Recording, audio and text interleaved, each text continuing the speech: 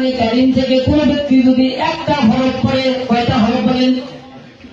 মান ক্বারাআ হারফান মিন কিতাবিল্লাহ, কোন ব্যক্তি যদি কোরআনে কারীম থেকে একটা হরফ পড়ে, ফালাহু বিহি হাসানা, আল্লাহ তাআলা তার আমলনামায় একটা নেকি দান করে। সুবহানাল্লাহ বলেন।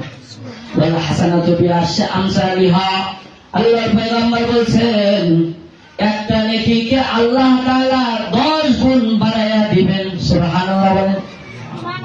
শুধু তাই নয়, আল্লাহর পয়গম্বর আরো বলেছেন লা আকুলু আলিফ লাম মিম হারফুন বাল আলিফুন হারফুন ওয়াল লাম হারফুন ওয়াল মিম হারফুন। আল্লাহর পয়গম্বর বলেছেন আমি এই কথা বলি না যে আলিফ লাম মিম একটা হরফ, বরং আলিফ একটা হরফ, লাম একটা হরফ, মিম একটা হরফ।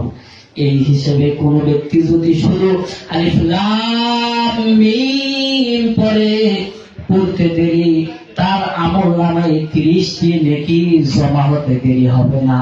সুবহানাল্লাহ। তাহলে কোরআনে কারীম সাধারণ কোনো কিতাব নয়। এই কোরআন নিজে পড়ি নিজের সন্তানদেরকে শিখিয়ে দেই, দেওয়া দরকার আছে না ভাই?